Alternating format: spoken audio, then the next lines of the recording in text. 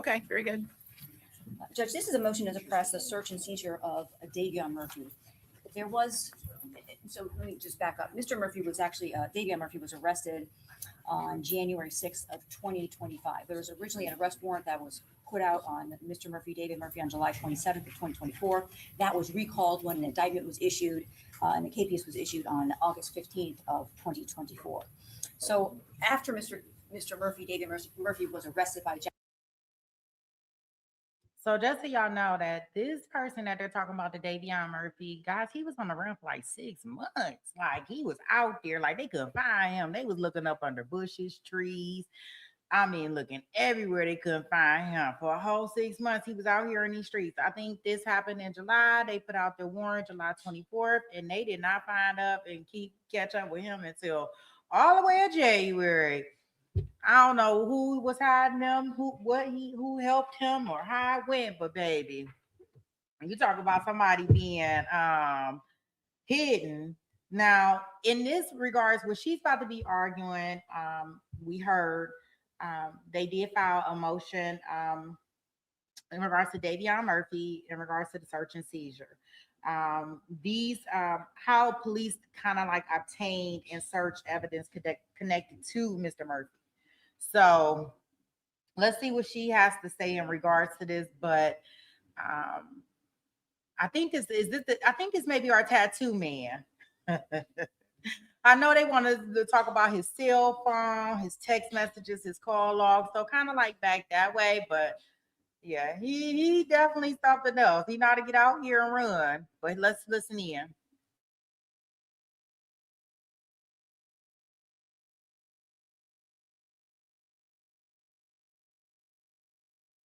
Jackson County Sheriff's Office. He was initially read Miranda. He was brought into a room. He was handcuffed. He was still in street clothes. He had a red tank top on, a jacket. If I recall the weather during that time, I'm sure it was cold. The interview went on for a variety of hours. Mr. Davion Murphy cooperated with law enforcement, but then there was at the end, and I might note, and this is Defense Exhibit 1 during that motion, that during that time frame, Davion Murphy had his jacket zipped up all the way past up to his chest, almost up to his neck. Just for the record, I know I didn't play that portion, but it is on that interrogation video. Now, as I see it, without a warrant, there's about 3 exceptions that potentially the state could potentially argue. 1, the photographs were taken incident to arrest. 2, Mr. Davion Murphy consented to being photographed. And then 3, we've got the plain view doctrine, whatever tattoos that were in plain view of law enforcement. So I just want to kind of briefly go through each one of those. What about inevitable discovery? Inevitable discovery, yes, which in my mind goes into the incident to arrest, because, and I guess I'll take that one first.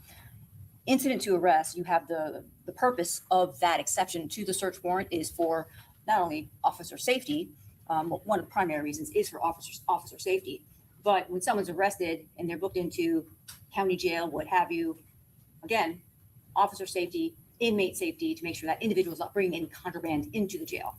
There's a booking photo. They do not take photographs of any portions of your body other than to take a booking photo of you to document the identification of who they've been arrested. They take fingerprints.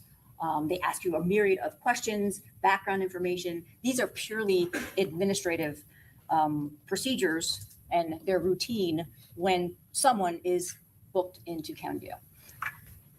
So I don't think that inevitable discovery without a warrant, if the Jacksonville or TPD, as indicated by Jacksonville Detective Drebeck, who said, we're just trying to speed things along, so that when you get to Tampa, things will go smoothly for you. And I quote, so let me ask you this question, and I don't know if you know the answer, but the DOC records, would the DOC photographs have ultimately shown these tattoos on the body or person of Davion Murphy? My experience is no. Now, I can tell the court that I have I have records from a variety of clients of their DOC records. Mhm. The only thing, just as a booking photo and the questions that are asked during the booking process at the jail is, are you having tattoos? They give maybe like a general description. If they have numerous tattoos, the booking officer will just put numerous tattoos, may go a little bit further, but What about You can adjust- photos though? Are photos taken by DOC? I have not seen photographs. I've Okay. seen where they've maybe described certain tattoos, but I haven't seen photographs. I have not. Okay, I don't know. That's why I'm just asking the question. Yes, Judge. So just because Mr. Davion Murphy was in custody, obviously, he was brought in under that arrest warrant. He was shackled and brought in an interrogation room in Jacksonville. Just because he was in custody and just because he was arrested does not give law enforcement full blanche to photograph any and every area of his body that they think is going to provide them what? Evidence, right? Because oddly enough, well, I'll get to that. So we have the incident to arrest. Also, part of the incident to arrest would be, well, potentially the individual is, the evidence might be lost in some fashion or another. We're talking about tattoos. So that's not applicable here. The second potential exception would be consent. And when determining consent, the court has to consider the totality of the circumstances. And I would submit to the court that Mr. Murphy, because he was in custody, he had just been interrogated by Jacksonville Sheriff's Office, that he not only was he wasn't, in my opinion, was not asked. The officer told him that he wanted, but I'm going to quote, what I wanted to do is I'm going to take some pictures of your tattoos. That's what he told Davion Murphy. It's not a question. It's not asking him for consent. It's telling him what he is going to do. And mere acquiescence of authority is not enough. And the state has the burden to prove that there wasn't a mere acquiescence to the show of authority.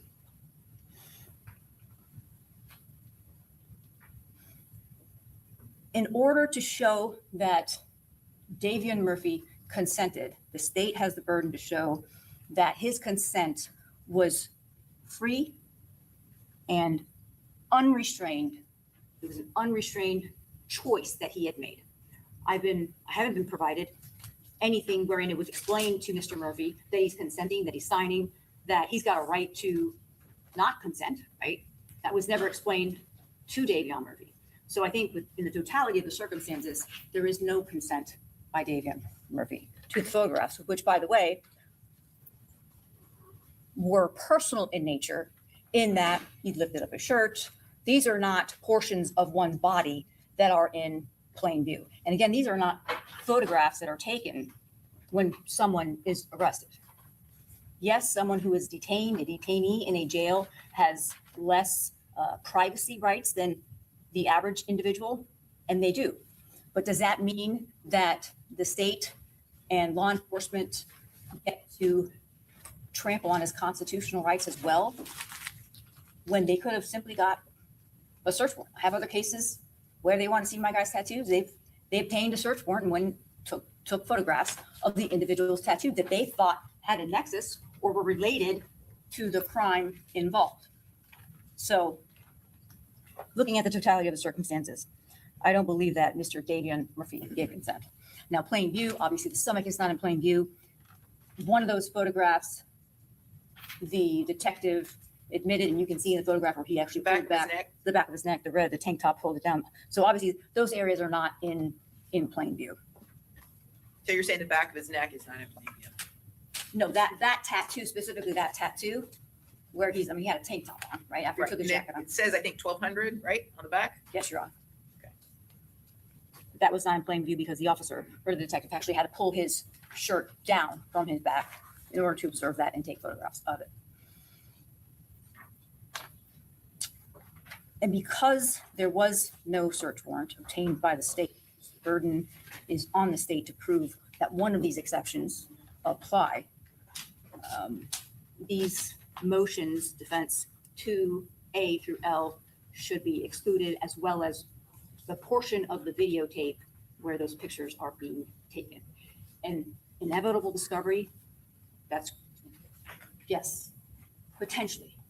If the state had gone in the correct manner and getting a search warrant to begin with, because I mean, that's the whole idea of the exclusionary rule, right? Is not to reward misconduct or bad behavior by detectives and police department, right? So it would have been, they got all these other search warrants. It would have been that quick to get potentially, if they had probable cause, to get a search warrant for these tattoos that are on Davion Murphy's body, which they so desperately wanted to utilize in this case as evidence that he is part of this 1200 or the 187 gang or no hospital gang or what have you. I might also note that the state, in providing the different groups, associates, members of ATK, members of 1200, one of the photographs that was used was from the interrogation room. And we'll get, I guess that's probably a subject of another motion. So I'll leave it at that. But I would request that those photographs be suppressed. Okay, thank you. Ms. Murphy.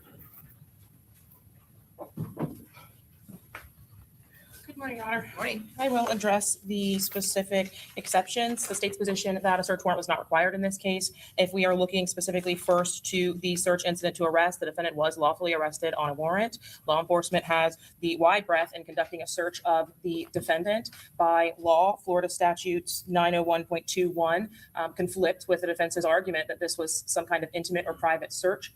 The only description that's provided in that statute is going so far as to be a strip or a cavity search, something that's outside of the scope of the search of a person arrested lawfully, would mean the chest or breast of a female arrestee. So the defendant does not qualify. This is not some personal search or strip search or cavity search, nonetheless. That being said, the jail and law enforcement also have the ability to do so when the defendant has been lawfully arrested. So a strip search or cavity search, again, is conducted by the jail or law enforcement as long as it's done so in a manner and location that is reasonable.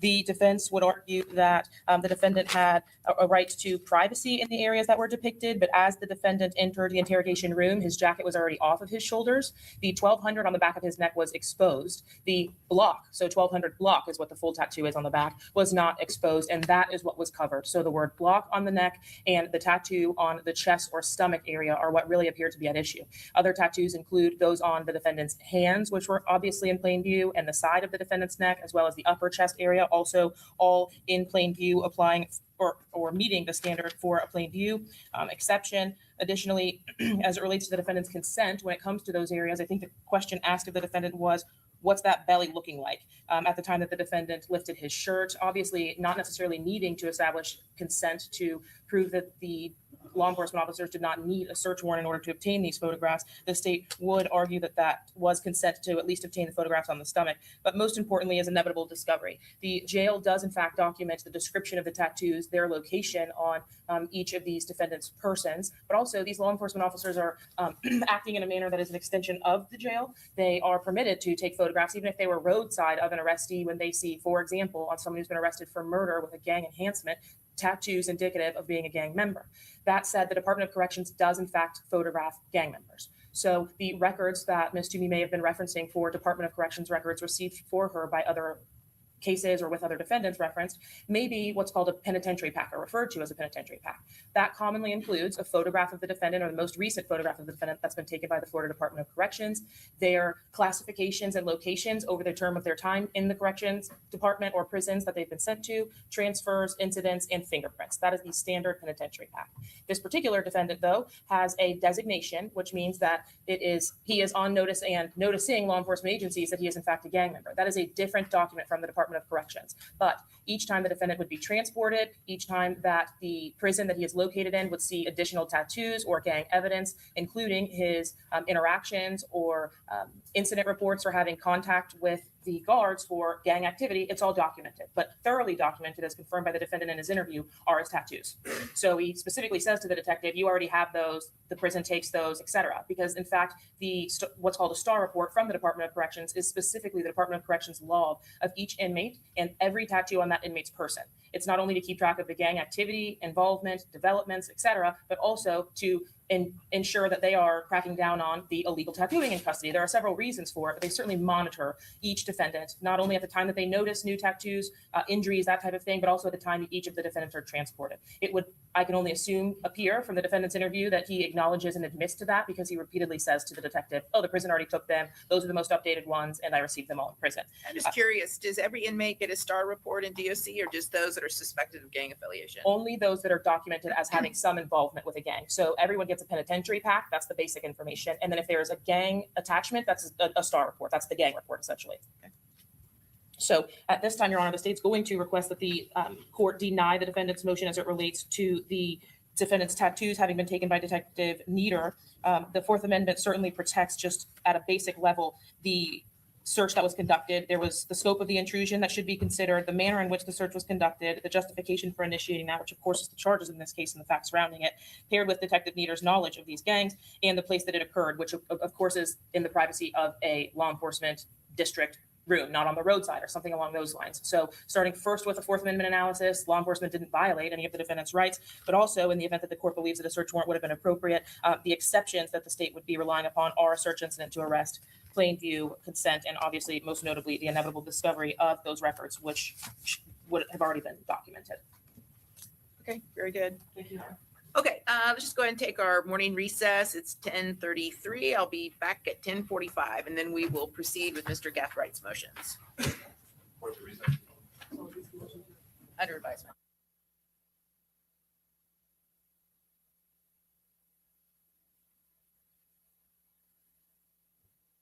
Okay, so let's move on to our next one. That's the first half of it. And let me get that up. So guys, what do you think so far? I tell you. Lynn, did I miss the note yet? I hope I ain't missed the note by me sitting up here typing up some stuff. Oh, Goddess, you are going to love it over there. Okay, good. So it must be in the second part that we're gonna watch. Oh my goodness. That's how I got hooked on this stuff, Goddess. I was listening to him, and then he just doesn't cover Florida, he covers all of them. So if you into like the little dirt and all of that information, you are gonna really enjoy it over there. On some pastime and go down a long rabbit hole. Like I started getting stuff confused. That's how bad I was down that rabbit hole. I was like, what the heck? What? I'm like getting the names mixed up. ATK, CTK, NBA, ABC, KFC. I don't know what is going on here. I'm gonna have to rewind, go back. I'm like, oh my goodness, like who is all these people? But it looks like from what I did gather from what we did here in this conversation, guys, and I don't know if y'all caught on to it. So they say he pled, I think, in regards to the little Bibby, because they sent a lot of this, it's just, oh gosh, it's just so deep. But the only people that I'm really like trying to bring to y'all attention is the people that's actually going to trial for these crimes. So just know that that's where we're at. But so I don't want to confuse anybody. But it is like, girl, I'm telling you, talk about a rabbit hole to go down and get stuck. You let me know if you ever need to come up for air. All right, let's go on to the second part of our hearing.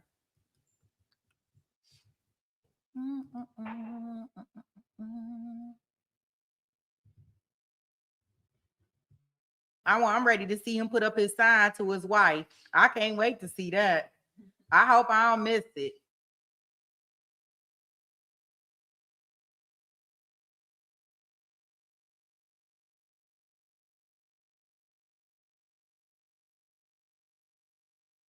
Motion will be granted. Okay.